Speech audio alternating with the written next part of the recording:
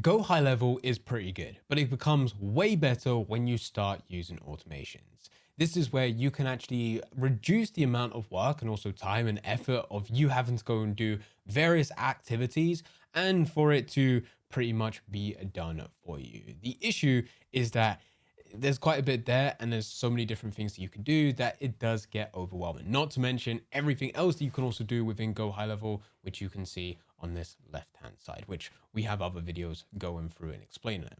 So when it comes to automations, this is what you have. You have your automations. This will go through and take you over to workflows.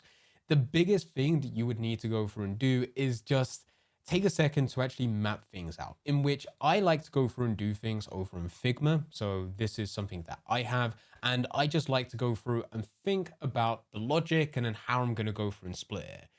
And when I say split it, I mean the various different workflows that you have, plus on top of that, you may not want everything to be done within GoHighLevel. Now, of course, GoHighLevel is trying to push being that one platform that handles everything, but it's still the case that it doesn't do everything perfectly or the best that it could potentially be. So you may still want to go through and link it to various different parts. Just to go through and show you, I have this as an automation, which is when someone books a call. And I'll show you exactly how we can start to go through and set this up. We won't be going through the whole thing because it does jump across other platforms. I just want to focus on the email sequences of when someone books a call. But we can see that we get booked calls from referrals, content, cold outreach, ads. We then book a call page so we can send that, or we could just manually add them as well. We want to add them to a newsletter. Now, if you're doing this within GoHighLevel, that's actually quite simple for you to do. I don't, in which I'll show you how you could go through and do that, but we're not going to go crazy in depth. I use Beehive, so I need to actually send all of this information across to Beehive. We'll redirect them to a confirmation page, which is part of the calendar anyway. I actually have a separate video breaking down calendars, so you can go through and take a look at that. But that confirmation email, the proof email, and the call reminders, this is what I want to be going through and setting up today. Once that's done, then it's the case that they show, no show. If it's a no show, it goes into our follow-up or reschedule email sequence. If they show, then we're looking to either we've lost them, we don't want to lose them, but if we lose them, it adds them to a follow-up system. Maybe they say, hey, could you reach out to me this time next week, and then I'll have an answer for you. So we would then manually follow up and then set that. I push that over to ClickUp. And then we also have close one, in which we send them the onboarding documentation and actually go through and collect payment. So what I need you to do, because the automations that I have, you just going through and copying me, may fit in some places. That's why I've selected the email sequences as an automation for us to go through and do, because you'll probably all need to go through and do that. But for other automations, you would need to break down your process and your systems and then figure out what steps are needed in order for you to go through and bring that across. Once you know that, then it becomes a lot easier to actually start doing the workflow. You just need to know what is available within GoHighLevel for it to work.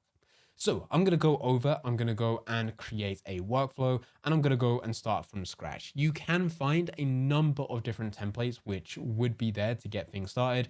I've been working with this for quite some time, that I know how I want to go through and set this up. So we can go through and say that this is going to be a booked call sequence and have that in here. The first thing, you got to think of this as like a if then. If this happens, then this. So your trigger is going to be the thing of if this happens. So we need to be able to define what that is, in which we would have an appointment, which is then going to be booked. So customer booked appointment. We can then go through and actually select which one that is. So if we went through in calendar, and then we decide what that calendar is, which you would then already need to have a calendar created.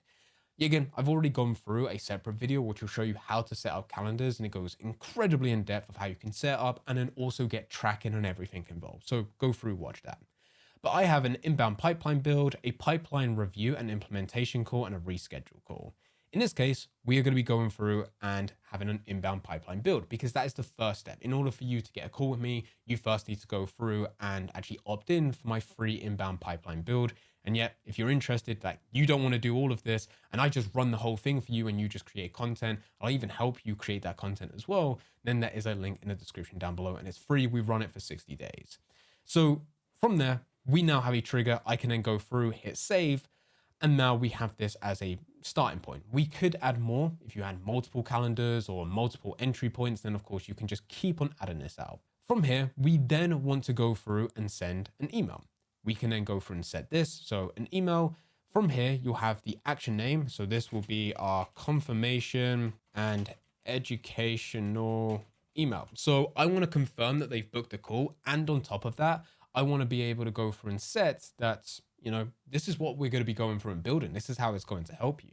One thing that's worth doing is having from name, from email. I could go through and just put my name. So let's just say from name, Jamie, or I can go through and put this as a custom value.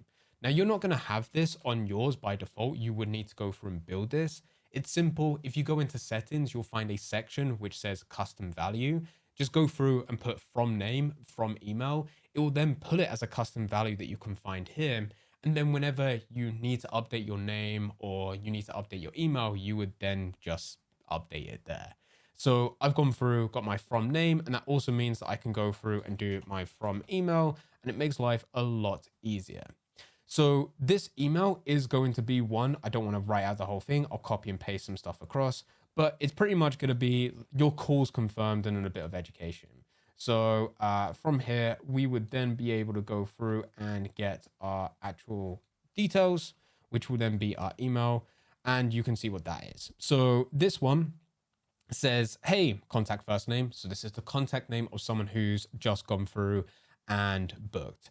To get these custom values, just like what we did with our from name and from email, you can actually go through and find custom values, contact, and then you'll be able to get full name, first name, last name, etc. So you can go through, take a look at those. But hey, contact name, thanks for booking your slot at appointment time. So appointment time is another one.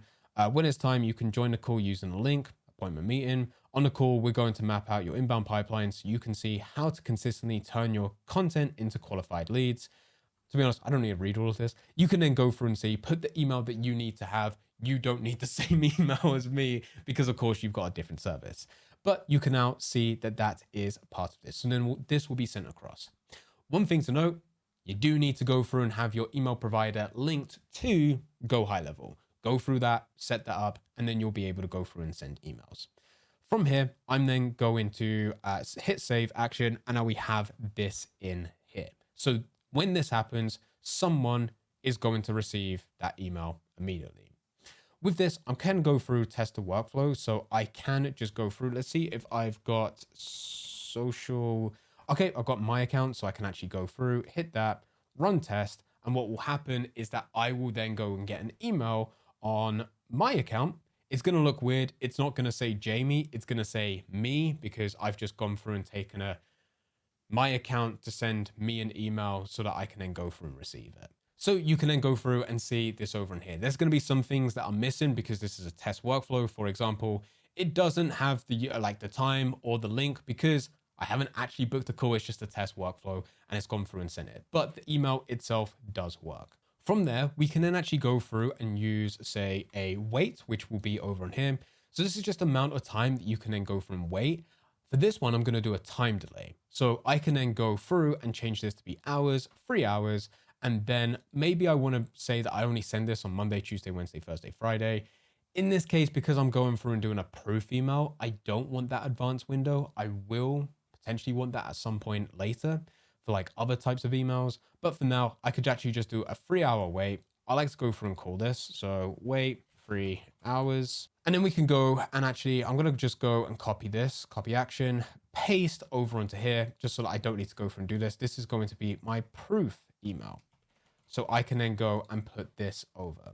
Again, I've already got this typed out. So I'm actually going to go and I'm going to copy this across because it makes my life a bit easier.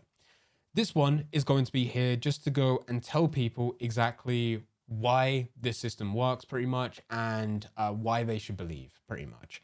So, hey, contact name, before I call, wanted to share a quick example of how this works. And I've got a video which then gives the process of like how it works and then how it's actually helped the client and they've been able to go through and increase their revenue.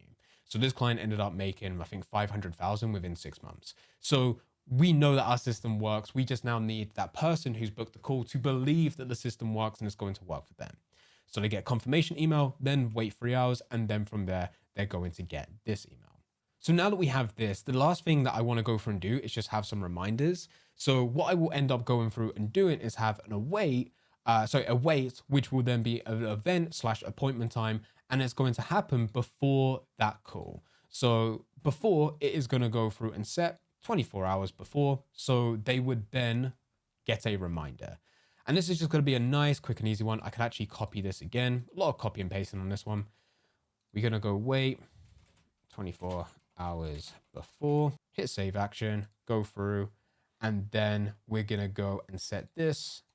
So just copy this email, and we can then go through and paste this in here. So this one isn't so much about it being educational. It's more of a reminder. Hey, contact first name, quick question. Are you still all good for our call tomorrow at appointment time? Let me know. If you are, here's the meeting link. And then it just goes through, shares that. So we can then have that set. We also still need to just go through and rename this as well. I didn't do the previous one for the subject line either, but we just need to make sure if we're copying and pasting that we also go through and rename what it is that we need to go through and rename. Okay, you don't want to put a H at the beginning. Here's what this looks like in practice. So all of this is going to be set. If not, we're just going to be sending the exact same email every single time. So we now have this. This is also going to be 24-hour reminder that we will then be able to do that. We can then also go over in here. So the reason I wanted to do this is because this can copy and paste. So we can actually go through and copy all actions from here, paste this, and it copies everything below the one that we've just set. So this time we could actually go through and do 1 hour before, 1 hour, change this 0, have this set to 1 hour, hit save. And then we can also go over and hit the copy and paste for the email on this one. So this one is going to be a quick reminder. Our call starts in 1 hour. So this one's a nice and very, very short one. We don't really need anything too crazy because, as I said, this is just a reminder for this. And then we can also go through and copy this again, copy all actions from here, hit paste, and then we can then go through and have this one, which is going to be 0. And let's say that we had this 5 minutes before, I think. And then we can go and have this as a, hit confirm, hit save. So this is going to be 5 minutes before. 5, yep. And this one's going to be a 5-minute reminder as well. 5-minute reminder. Hit save. In fact, we just need to go and have this one. Copy and paste over on there. We have call starts in 5 minutes. See you soon, which is our subject line. Hit save. So this now goes through when someone books a call, it's going through this whole process. If they do reschedule, this will reset. So because this is set to 24 hours before, they won't get the proof email and the confirmation and educational email again. But if they were to reschedule and push the call back by, say, a week, by the time it gets to 24 hours again, it would then go through and send them the 24-hour reminder. And then, of course, from there, it will go through and set them the 1 hour reminder as well. So we'll go through and update that. And then, yeah, again, 5 minutes. So it keeps on going through. If it got to like 5 minutes and then they like canceled and rescheduled, yeah, again, it goes back. So we are able to go through and use this. This is perfect for what we need when it comes to booking the call sequence. Pretty much after this, you can have variations, and there's a few other things that you may want to go through and do. For example, you could go through and have this set that if they did reply to one of these emails, then something else would happen. I'll show you what that would look like in a second as a sequence, because I don't want to just keep on doing the same copy and paste. There's a lot of that when going through automations, but there's a slight variation to that. The other thing that you could also go through and do is pretty much add an opportunity. So since they've booked a call, we might want to come back over to here and we can go through and create an update and opportunity. Although I think GoHighLevel is going to remove this soon. So with this, you can then go through and select which pipeline that you have. So we have our sales pipeline, what stage, called book. We can then go through and do name. So we got their full name over in here. Opportunity source, probably don't really want to do that. Opportunity value, typically I sell my services around 2,000, so we could go through and do that. Set that to be open, and then we just want to go through, hit save. Now, it might be the case that you have them in other workflows as well. So if you've got them currently going through lead magnets, you have a lead magnet sequence, which is then telling them to book a call, and they've already just booked a call. You don't really want to keep on spamming them with those emails to book a call. That there is actually one where you can go through and remove from workflows. So you can go through, remove from all workflows except current workflows. So that can go through, put them into this. That means that they only get this booked call sequence when they actually go through and book a call, pretty much. So this is, they book a call, it starts, it removes them from all the other workflows because we do not need to push them to book a call anymore. And it just goes through and adds them to this one, which is very, very strong as well. If there are any automations which GoHighLevel can't handle, in which I have some. For example, I use Beehive for my email newsletter, which means I don't really just need contacts to be in here. I also need them to be over on Beehive, in which what I end up doing is allowing Make to go through and handle this. So this is Make. If you haven't heard of it, it's just an automation tool. You can actually get started for free. It actually gives you quite a lot of credits for you to actually start using this. I was using this for like 2 or 3 months before I had to start going through and paying because my credits started to increase. But in here, I actually have scenarios which would allow me to go through and move people over to move people from GoHighLevel to Beehive. And it's actually quite simple. So we trigger the webhook. When that happens, someone books a call. This is when it goes through. To go through and do this, you actually need to copy this. So we can copy that, bring this back over. We can then go find webhook over onto here and then paste that into there. I do actually need some custom fields, which I can't actually remember what they are.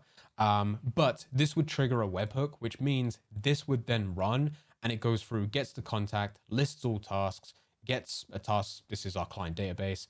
And then it goes through, sets it within their Google Sheet. So we actually have this linked for each and every single client. And then from there, it's either going to be a client one, call booked, or lead magnet. In this case, it will be a call booked. And it goes through, adds them over to Beehive, which is actually this HTTP request. And then from there, it also puts a Slack notification within their channel. So all of this would then go through just like that. All from this one trigger, we've been able to go through and run all of this. When the time comes, if everything's good, do test it. I tested it at first time going around, but of course I would go through and test it from here. You would then go through, hit publish, and then go through and hit save on this. The reason that I wait until after I hit like everything's done and then hit publish is because if I start to go through and make changes now, it doesn't auto save it. Autosave is actually a relatively new feature at the time recording this video, in which it will keep on saving as long as you're going through and building this as a draft. I told you as well that I would show you what this would look like as a no-show email sequence, so I'll run through this. What we have is within our pipeline is a few different stages where once they calls booked, they show up, calls completed, we have follow-up, we also have no-show. So if someone doesn't show up for a call, quite simply, I drag and drop it over to no-show, in which that's what triggers this automation. From there, they'll get an immediate notice, which is this email, which tells them that we've missed our call, and then you could go through and reschedule using this link over on here. Once that's done, it will also trigger a webhook. This is a different webhook. And this is just because I don't like GoHighLevel's reporting. I would much rather go through, put this into a Google Sheet and then format that Google Sheet to present the data how I would like. So this webhook quite simply finds that contact name and then also just goes through and sets them as a no-show and also sets it to be that, of course, we got $0 from that. It actually classes it as a lost on our side, as in a client lost or a sales call lost. But that now would go through, trigger that automation. It will then wait one day. So this is still the same wait module that I just showed in the previous automation, the previous workflow. But this time we're waiting one day, which is a contact reply. So we're waiting 1 day for that contact to reply to immediate notice, which is that email. If they reply, it ends it because it's either they're going to say, hey, I'm not interested, or hey, I'm going to go through book a call. We would then, of course, put that as like manual follow-ups from there. And of course, if they book a call, that's what we're looking for. It's the case as well that if they did go through and book a call, it will remove them from this workflow. Yet again, because we set that as a module within the previous email or the reschedule the email sequence as well. If they do not reply, it sends the next email, which is the 1 day notice, and then it goes through and waits again. So this is another email, tells them to reschedule. Then it waits another day, and then it goes through and sends another email. Then we go through and wait even longer. Then it sends another email. Then it waits another 2 days, and then goes through and sends another email. And then finally it waits another 7 days, sends another email. So This will keep on going until ultimately they reply or the sequence is completed, which will be 2 weeks, in which they'll constantly keep on getting emails from me about rescheduling and booking that call. So you would then be able to make sure that if someone doesn't show, that you don't need to manually spend time to go through and get them to follow up, or you need to follow up with them to go from reschedule. It is done. The action and the time that it takes you is to move it from one status or one stage. That's what it calls it within GoHighLevel. I always say statuses because I use ClickUp quite a bit, but from one stage to the other, it will then go through and trigger this sequence. It'll actually take more time for that prospect, that lead, to not read it or to read it than it would for you to just move it across into that next pipeline stage. And that's what that looks like. It's in pipeline, sales pipeline, pipeline stage, no show. It then goes through and triggers this, which means going back to the original plan that I had, this is what we were looking to go through and build. It means that we've got all of this set. So that goes through, books call, adds to the newsletter, which was a make automation. I showed you how that works with a webhook, but I didn't go in depth with how all of that works because it's slightly outside the scope of this video. Confirmation page is automatically handled because it does just redirect them when someone goes from books a call with a calendar.